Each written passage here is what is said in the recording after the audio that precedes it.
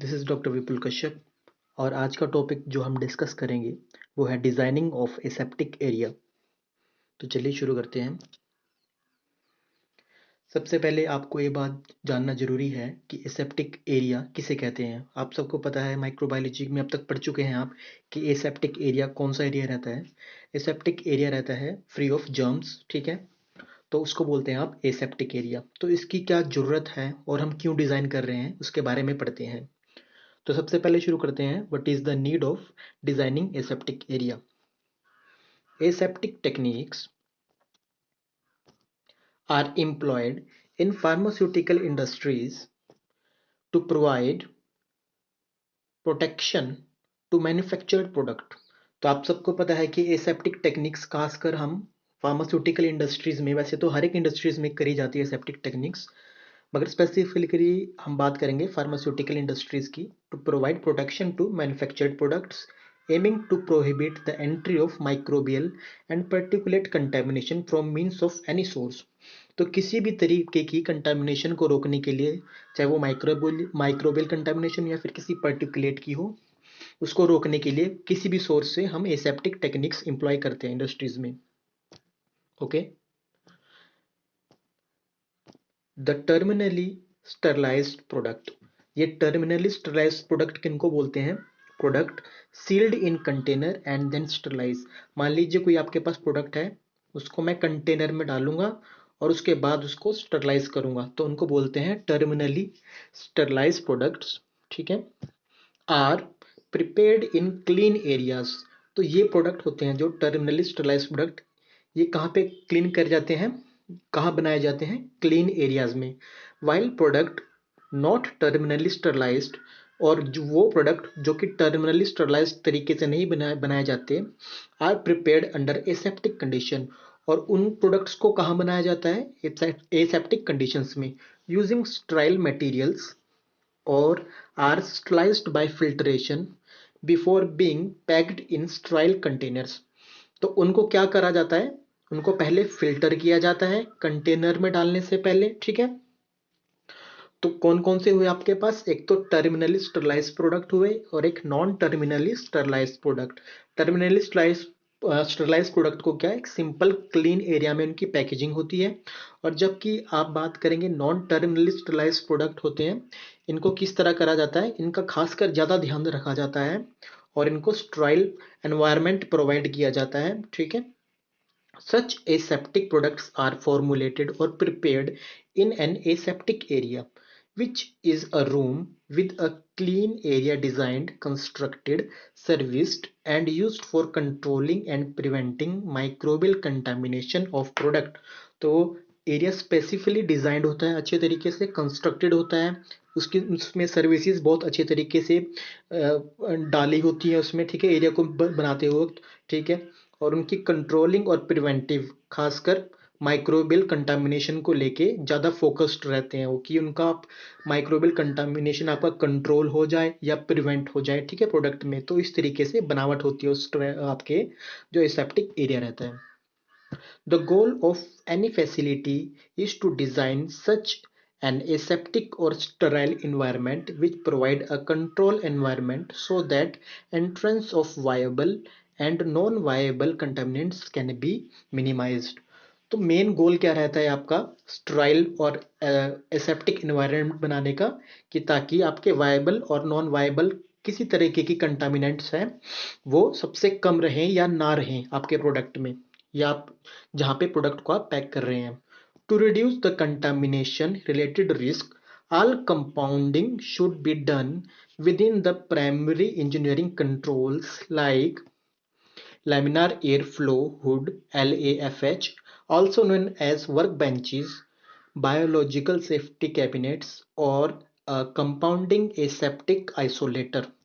तो आपने ये कंटामिनेशन को रिड्यूस करने के लिए क्या यूज में लाया? ये सारे आपके सामने जो इंजीनियरिंग वर्क्स हैं, कौन कौन से? लैमिनार एयर फ्लो हो गया आपका, ठीक है, बायोलॉजिकल सेफ्टी कैबिनेट्स हो गए, और कंपाउंडिंग एसेप्टिक आइसोलेटर्स हो गए, ठीक है।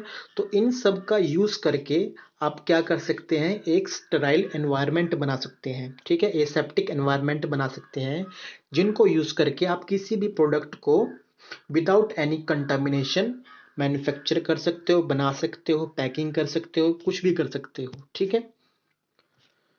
उसके बाद आता है prerequisite before setup aseptic unit.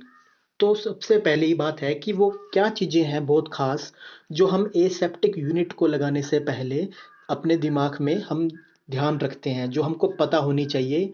Prerequisite का मतलब हुआ कि ये चीज़ें बहुत ज़रूरी है करनी पहले किसी को काम शुरू करने से पहले, ठीक है। तो कौन कौन सी हुई? The sterile production unit and the general manufacturing areas within the hospital, pharmacy और factory should be located separately. तो सबसे पहले क्या हुआ, जो एसेप्टिक एरिया हुए, ठीक है, वो क्या हुआ, वो सबसे अलग होना चाहिए। मान लीजिए कोई आपकी बहुत बड़ी कंपनी है, तो ऐसा नहीं हो सकता ना कि उसी कंपनी में आपका जो आपका ऑफिस चलेगा, मेन ऑफिस, ठीक है, कॉर्पोरेट ऑफिस चलेगा और उसी के अंदर ही आपका प्रोडक्शन हाउस चलेगा, ठीक है। तो ऐसा नहीं हो सकता, एक स्पेसिफिक एरिया चाहिए, ठीक है। The sterile production unit should be buffered, वो आइसोलेटेड होनी चाहिए, ठीक है, जो आपके स्टेराइल प्रोडक्शन यूनिट बोलते हैं। और unauthorized person should not gain access to this unit, और ऐसे कोई पर्सन को आप एंट्री नहीं कर सकते जिसके पास ऑथराइजेशन ना हो, ठीक है, जो कि अनऑथराइज हो, उनको आप अलाउ नहीं कर सकेंगे। जो ऑथराइज्ड बंदे हैं आप उनको ही अलाउ कर सकेंगे इस यूनिट में, ठीक है। The aseptic unit is design to carry out each stage of production separately. The unit should also ensure a safe and organized workflow so that the need for personnel to move around the clean room is minimized. The unit is built and the equipment is positioned in such a manner that the product remain protective from contamination. तो इन सब चीज़ों में क्या क्या बहुत ज़रूरी है कि आपका एसेप्टिक यूनिट इस तरीके से डिज़ाइन होना चाहिए कि प्रोडक्शन वो आपका सेपरेट करे, ठीक है। The unit also ensure a safe and organized work flow होना चाहिए आपका उस यूनिट में, ठीक है। और उसके बाद the unit is built and the equipment is positioned in such a manner that the product remain protective from contamination. जो आप अपने इंस्ट्रूमेंट्स या कुछ भी यूज़ कर रहे हो आप इंडस्ट्री में या फिर प्रोडक्शन हाउस में, ठीक है, कोर एरिया में, वो इस तरीके से रखे होने चाहिए कि उनमें कंटामिनेशन का खतरा बड़ा कम रहे, okay. The layout of aseptic area should be such that cleaning can be done easily and dust accumulation can also be reduced, ठीक है। लेआउट में कुछ ऐसा होना चाहिए आपका एसेप्टिक एरिया का कि आपकी जो क्लीनिंग है वो आराम से हो जाए, ठीक है, और डस्ट का एक्यूमुलेशन बहुत कम हो। Arrangement should be such that risk of contamination of one product और material with another is reduced, ठीक है, जिसको हम बोलेंगे क्रॉस कंटेमिनेशन, ठीक है। मान लीजिए आप कोई काम कर रहे हो, वो आपने काम तो कर लिया मगर उस काम से क्या हुआ, आपने कंटामिनेशन क्रिएट कर दी, आपका जो दूसरा काम चल रहा होगा, तो इसको बोलते हैं क्रॉस कंटामिनेशन। तो हमारा काम कुछ इस तरीके से होना चाहिए या फिर एसेप्टिक एरिया की बनावट कुछ इस तरीके से होनी चाहिए कि आपका क्रॉस कंटामिनेशन ना हो। उसके बाद देखते हैं layout of aseptic area for production and it's component. तो आपके सामने जो स्क्रीन पर है वो है आपका लेआउट ऑफ एसेप्टिक एरिया। तो क्या क्या किस तरीके से कंपोनेंट्स डिस्ट्रीब्यूटेड होते हैं किसी एसेप्टिक एरिया में कि ये कंपोनेंट होने चाहिए, बहुत जरूरी है। तो यहाँ पे आप देख सकते हैं कि एयरलॉक रूम ऑफिस है, ठीक है, स्टोर और स्टॉक रूम आ गया ये आपका, ठीक है, प्रिपरेशन और कंपाउंडिंग एरिया आ गया, ये आपका क्लीन अप एरिया आ गया, एसेप्टिक फिलिंग एरिया आ गया, स्टरलाइजेशन जो जहाँ होती है वो एरिया आ गया, क्वारंटीन एरिया आपका अलग आ गया, पैकेजिंग और फिनिशिंग एरिया अलग आ गया, स्टोरेज एंड शिपिंग अलग आ गया और क्वालिटी कंट्रोल आपका अलग आ गया। तो आपने सबने देखा होगा कि ये एक ही रूम में नहीं हो रहे हैं, सबके अपने अपने अलग अलग स्पेसिस और चैम्बर टाइप्स बने हुए हैं, और सब एक जो एरियाज हैं उनकी अपनी स्पेशलिटी है, ठीक है। और हर एक एरिया के जो साथ वाले एरिया हैं उनकी बनावट कुछ इस तरीके से हुई है कि वो उनकी जो प्रेजेंस है वो उनके साथ ही रहेगी। फॉर एग्जाम्पल है, मान लीजिए स्टोर रूम है या स्टॉक रूम है, तो उसके साथ ही आपका क्लीन अप एरिया रहेगा, ठीक है, या फिर प्रिपरेशन और कंपाउंडिंग एरिया रहेगा, ओके। तो एक ये बनावट इस तरीके से है कि एक यूनिट को दूसरे यूनिट की हेल्प भी हो जाती है और क्रॉस कंटामिनेशन का खतरा भी नहीं रहता है। तो शुरू करते हैं। जो इसके मेन डिवाइडेड पार्ट हैं आपको बता चुका हूँ, clean up area, compounding area, aseptic filling area, quarantine area, packaging finishing area, storage area, quality control area और स्टॉक और स्टोर रूम। तो इन सब में एसेप्टिक कंडीशन कैसे बनती है थोड़े डिस्कस कर लेते हैं। मान लीजिए क्लीन अप सेक्शन की बात करते हैं। In this area walls and ceilings are made up of film coating material. ठीक है, जो क्लीन अप सेक्शन एरिया रहता है आपका, उसमें क्या है, आपकी जो वॉल्स हैं, दीवारें हैं या फिर छत है, वो क्या है, कोटेड जो मटेरियल वो यूज करते हैं। Air inside the air inside clean area must be free from dust and micro organisms. ठीक है, जो आपका एयर होगा वो क्या है, पूरा डस्ट फ्री होना चाहिए या माइक्रो ऑर्गेनिज्म से फ्री होना चाहिए। तो वो किसके कारण हमको इंश्योर होगा कि ये फ्री फ्रॉम ऑर्गेनिज्म या डस्ट होगा? By HEPA, HEPA, high efficiency particulate air. ठीक है, ये हैपा फिल्टर्स यूज करते हैं बेसिकली ये। ठीक है, तो इनका पोर साइज इतना कम रहता है कि माइक्रोबियल लोड या फिर पार्टिकुलेट एयर उनमें से छन जाता है और क्लीन एरिया सर्कुलेट होती है आपकी। Air existing in the cleanup area should B frequently replace. और जो क्लीनअप एरिया है वहाँ की एयर आपकी फ्रिक्वेंटली रिप्लेस होनी चाहिए, कुछ इस तरीके से कि 10 to 15 टाइम पर आवर। ठीक है, उसके बाद आता है aseptic area. In this area strict control measure should be adopted to avoid contamination of preparation. For example, stainless steel counters and cabinets should be such that they should not allow dirt particle to accumulate mixing and storage of compound preparation. The compound preparations are then transferred to aseptic area through pipelines where the filling operations are carried out. उसके बाद आता है आपका aseptic area. Aseptic area तो आप समझ सकते हैं कि ये आपका बड़ा स्ट्रिक्ट एरिया रहता है। ठीक है, इसमें आपका पूरा ध्यान रखा जाता है कि किसी भी प्रकार का माइक्रोबियल लोड या स्टरलिटी आपकी बहुत बेहतरीन होना चाहिए और किसी भी प्रकार का माइक्रोबियल लोड नहीं रहना चाहिए। और सेक्शंस की अगर बात करें, फॉर एग्जांपल ये क्लीनअप सेक्शन है, कंपाउंडिंग सेक्शन है, ठीक है, पैकेजिंग लेबलिंग सेक्शन है, क्वारंटाइन सेक्शन है। यहाँ पे क्या है, यहाँ पे आप 5% चांसेस तक ले सकते हैं कि यहाँ पे आपका माइक्रोबियल लोड हो सकता है। ठीक है, 5% चांसेस। मगर यहाँ पे देखिए एसेप्टिक एरिया में आपकी कम से कम 99% तक आपका क्या रहना चाहिए, ये आपका कंटामिनेशन फ्री रहना चाहिए। ठीक है, कोई किसी भी तरीके की कंटामिनेशन नहीं होनी चाहिए। अब आपका एसेप्टिक एरिया में रहता क्या है, इसमें आपके स्टेनलेस स्टील के काउंटर रहते हैं। ठीक है, आपके चैम्बर्स रहते हैं, कैबिनेट्स रहते हैं। ठीक है, जिन पे आप काम कर रहे हैं। ठीक है, या कोई भी मशीन लगी हुई है या फिर जैसा भी होगा, तो they should not allow dirt particle to accumulate. ठीक है, उस पर डर्ट नहीं होनी चाहिए ताकि आपके किसी भी कंपाउंड से मिक्स कर जाए। ठीक है, the compound preparation are transferred to aseptic area through pipeline.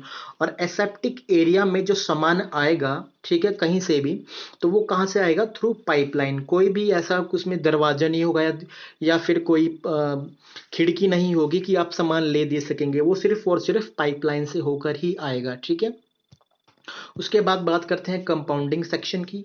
This area consist of stainless steel and cabinet and the counter which are involved in actual compounding. ठीक है, तो ये कौन सा एरिया है जिसमें आपके स्टेनलेस स्टील का सामान भी आएगा, कैबिनेट और चैम्बर भी आएंगे, मगर जहाँ पे कंपाउंडिंग होती है। कंपाउंडिंग का मतलब हुआ जहाँ पे आपका वेइंग होगा सामान का, जिस तरह कोई आपने केमिकल है वो वे किया। ठीक है, बॉक्सेस रखे हैं केमिकल के बड़े सारे, ठीक है, बैग्स रखे हैं, तो कंपाउंडिंग का काम उसको बोलते हैं।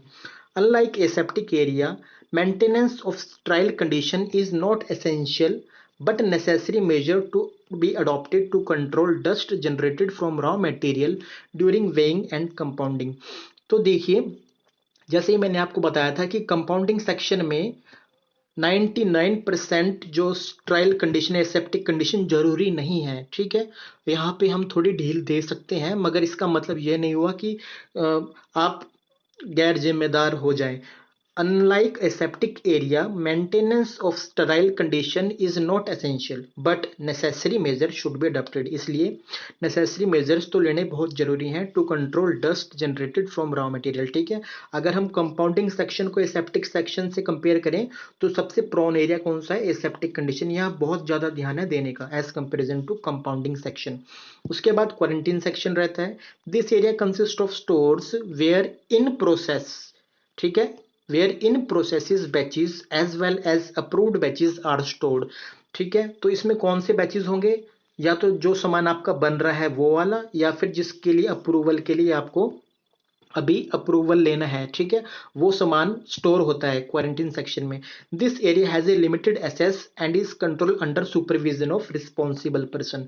तो इस एरिया के अंदर क्या है, लिमिटेड एक्सेस रहता है, बहुत कम बंदे आए जाएंगे, और जिसके पास अथॉरिटी है, सुपरवाइजर है, सिर्फ वही आया जाएगा। ठीक है, उसके बाद बात करते हैं पैकेजिंग और लेबलिंग सेक्शन की।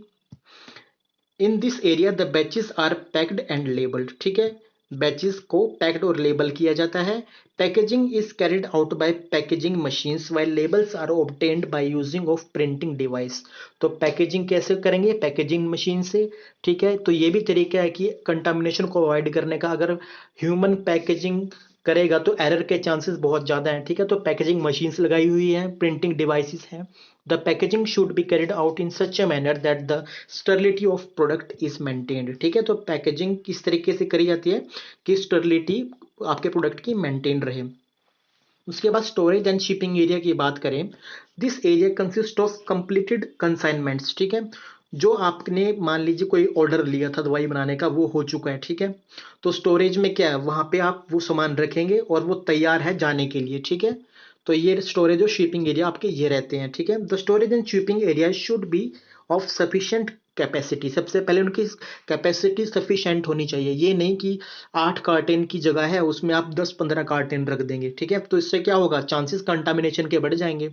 ठीक है, the orderly storage of various categories of products. ठीक है, तो ऑर्डरली उसमें रखा जाता है। ठीक है, जो पहले सामान आया, FIFO, first in and first go. ठीक है, फर्स्ट आउट, फीफो बोलते हैं, फर्स्ट इन फर्स्ट आउट। जो सबसे पहले प्रोडक्ट आया उसको सबसे पहले बाहर भेजेंगे। ठीक है, तो इस प्रोसेसेस के थ्रू आपका इसमें काम चलता है स्टोरेज और शिपिंग एरियाज में। Storage and shipping areas, storage and shipping area should be clean and free from accumulate waste and worming. ठीक है, तो वेस्ट से फ्री होना चाहिए। ठीक है, आपका जो स्टोरेज एरिया है। ठीक है, या किसी भी रेजिडुअल मैटर से। ठीक है, अकॉर्डिंग टू जीएमपी, और ये किसके अकॉर्डिंग होगा, आपका गुड मैन्युफैक्चरिंग प्रैक्टिसेस, जीएमपी बोलते हैं जिसको, कि वो प्रैक्टिसेस जिनको करने पर क्या है, हमको जो हमारा प्रोडक्ट है बहुत अच्छी कंडीशन में मिलेगा। ठीक है, स्टॉलिक कंडीशन में मिलेगा, और हम क्या है अपनी मैन्युफैक्चरिंग एक अच्छे तरीके से कर सकेंगे। तो ये सारी होती है गुड मैन्युफैक्चरिंग प्रैक्टिसेस। उसके बाद क्वालिटी कंट्रोल एरियाज की बात करें, सैनिटेशन इज अ की element in the quality control. आप सबको होता है, कोई भी प्रोडक्ट बनता है, प्रोडक्ट बनने से उसकी पहले क्वालिटी चेक करी जाती है, उसके बाद उसकी क्वालिटी अश्योर की जाती है क्वालिटी एश्योरेंस में, और फिर फाइनल प्रोडक्ट आपका मैन्युफैक्चर रहता है। तो क्वालिटी कंट्रोल में सैनिटेशन एक सबसे बड़ा क्या है, इंपॉर्टेंट की एलिमेंट है। In each stage of manufacturing and supply of pharmaceuticals, the necessary conditions should be provided and met to protect the pharmaceutical concerned. This has traditionally been accomplished through the application of good clinical practices, good laboratory practices, GMP, good manufacturing processes, and other guidelines which are considered to be essential to the development and implementation of effective HACCP। ठीक है, तो ये क्या बोल रहा है, इसमें भी वही सेम चीजें हैं कि आपको क्वालिटी में सबसे पहले तो सैनिटेशन एक बहुत इंपॉर्टेंट मुद्दा है। ठीक है, और ये सबसे ज्यादा प्रेफरेंस पे दिया जाता है। और ये कैसे होएगा आपका सैनिटेशन, ये होगा आपका गुड क्लिनिकल प्रैक्टिसेस से, गुड लेबोरेटरी प्रैक्टिसेस से, या फिर गुड मैन्युफैक्चरिंग प्रैक्टिसेस से। ये सारी प्रैक्टिसेस क्या होती हैं, ये बेसिकली क्या है, एक तरीके के आप सोच लीजिए कि नियम और कानून बनाए गए हैं। ठीक है, इंडस्ट्री में कि गुड मैन्युफैक्चरिंग प्रैक्टिसेस हैं क्या, उनमें पॉइंट्स हैं, वो सारे पॉइंट्स फॉलो करने होते हैं। ठीक है, उसी तरीके से गुड लेबोरेटरी प्रैक्टिसेस है और गुड मैन्युफैक्चरिंग प्रैक्टिसेस हैं। ठीक है, और आप सब जब इनको इम्प्लीमेंट करेंगे तो आप एक इफेक्टिव हैसअप प्लान को पाएंगे। हैसअप प्लान है क्या आपका, हैसअप बोलते हैं hazard analysis of critical control points. ये स्पेशली फूड इंडस्ट्रीज के लिए बनाया गया था, जो कि अब फार्मा भी इसको इस्तेमाल करती है। Hazard analysis of critical control points क्या है, बेसिकली ये आपका एक तरीके का कंट्रोल है। ठीक है, किसी तरीके का कंट्रोल है। मान लीजिए कोई आप कंपनी है, मान लीजिए कोई कैप्सूल बना रही है, और वो कैप्सूल किस तरीके से बन रहा है। ठीक है, किस तरीके से पैक हो रहा है, तो उस प्रोसेस के दौरान, किसी भी प्रोसेस के दौरान चांसेस क्या क्या है कि गलती कहाँ कहाँ से हो सकती है, उन एरियाज को बोलते हैं क्रिटिकल कंट्रोल पॉइंट। ठीक है, मतलब कि जहां से हैजर्ड होने का खतरा है, ठीक है, जहां से गलती हो सकती है, चाहे वो ह्यूमन एरर हो चाहे मशीन एरर हो, तो हमको उन पॉइंट्स को आइडेंटिफाई करना होता है और उस तरीके से चलना पड़ता है। तो ये होता है आपका हैसअप, ठीक है, hazard analysis of critical control point. तो ये जो जीएलपी है, जीएलपी हो गया, जीसीपी हो गया, फिर जीएमपी ये रिस्पॉन्सिबल किसके लिए होते हैं? इफेक्टिव इंप्लीमेंटेशन ऑफ हैसअप है, जो कि है hazard analysis of critical control point. उसके बाद आता है maintenance of aseptic environment in production area. तो कौन कौन सी ऐसी चीजें हैं जो हम फोकस करते हैं एसेप्टिक एनवायरनमेंट में? ठीक है, मान लीजिए कोई प्रोडक्शन यूनिट है, मान लीजिए for example floor wall ceiling in aseptic area की अगर बात करें, जो फ्लोर्स हो गए, वॉल्स हो गए, सीलिंग्स होगी, all clean areas include the floor walls and ceiling must a smooth easy to clean disinfected and be constructed in such a way to minimize microbial and particulate contamination। आप सबको पता है कि आपके जो सीलिंग्स होनी चाहिए या फिर वॉल्स होनी चाहिए, क्या स्मूथ होनी चाहिए, इजी टू क्लीन होनी चाहिए, ठीक है, ये सारी चीज आपको पता है। Flexible and non flexible type of material should be use to make floor. Flexible material बोलते हैं पीवीसी को, पॉलीविनाइल क्लोराइड को, और नॉन फ्लेक्सिबल मटेरियल हो गया hard inorganic filler substances in matrix. ठीक है, तो इन तरीके के मटेरियल्स को आप फ्लोर के लिए यूज कर सकते हैं। उसके बाद आता है wall must be made up of non inflammable material और फायर रेजिस्टेंट मटेरियल। ठीक है, जो आपकी दीवारें हैं वो किससे, जो ऐसी दीवारें जो जले नहीं, ठीक है, और फायर रेजिस्टेंट है, ये पता है आपको। और कौन कौन सी चीज यूज कर सकते हैं हम फिर वॉल्स के लिए? स्टेनलेस स्टील कर सकते हैं या फिर ग्लास कर सकते हैं।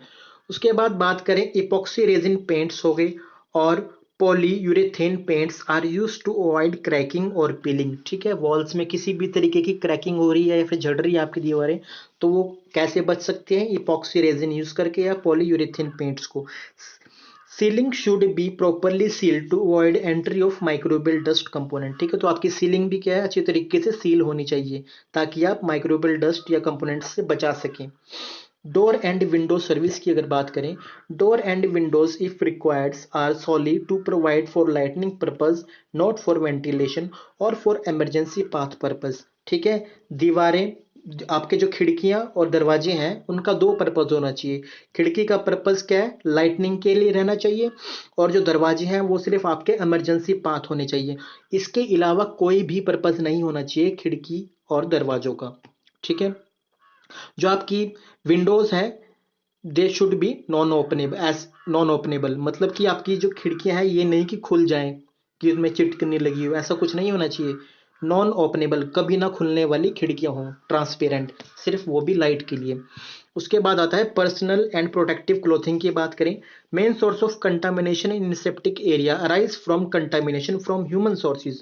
तो सबसे ज्यादा खतरा क्या रहता है इंडस्ट्रीज में, प्रोडक्शन एरिया में खासकर, ह्यूमन जो सोर्सेज है वहां से कंटामिनेशन का। ठीक है, इसमें कौन कौन सी चीजें हैं? स्किन स्केल्स हो गए, ठीक है, हमारी जो स्किन की स्केल्स हो गई, एसेसरीज होगी, ठीक है, किसी का हेयर बैंड के रबड़ बैंड, नेल्स हो गए, हेयर्स हो गए, ठीक है, अनवॉश्ड हैंड हो गए। Therefore each individual specifically in sterile area should be well equipped with personal protective wears including gloves, mask, clothing, footwears. तो ये चीजें डालना बहुत जरूरी है। Personal clothing must be disposable, जो आपकी पर्सनल क्लोथिंग हुई, और क्लोथिंग में भी स्पेसिफिक कौन सी चीजें, ग्लव्स हो गया, मास्क हो गया और कवर, हेड कवर हो गया, ये आपका डिस्पोजेबल होना चाहिए, मतलब वन टाइम यूज होना चाहिए। ठीक है, clothing must B washed on daily basis, जो आप अपनी एप्रन या फिर अपनी ड्रेस डाल रहे हैं वो आपका रोज धुली होनी चाहिए या फिर स्टरलाइज्ड होनी चाहिए इथिलीन ऑक्साइड से। उसके बाद बात करते हैं क्लीनिंग और डिसइंफेक्शन की। फॉर सरफेस क्लीनिंग, सरफेस को साफ करने के लिए हम क्या यूज कर सकते हैं? अल्काली डिटर्जेंट और आयनिक और नॉन आयनिक सर्फेक्टेंट यूज कर सकते हैं। वेयर डिसइंफेक्शन को करने के लिए क्या यूज करेंगे हम? इथेनॉल हो गया, सोडियम हाइपोक्लोराइड या फॉर्मेल्डिहाइड को यूज कर सकते हैं अगर हमने डिसइंफेक्शन करना है। तो ये सब चीजें आपके इस स्लाइड में थी। मेनली क्या था आपका कि डिजाइनिंग ऑफ एसेप्टिक एरिया में कौन कौन से एरिया पे फोकस करना है, वो सब आपके सामने यहाँ पे प्रेजेंट है। आई होप आपको ये टॉपिक समझ आया होगा। Thank you.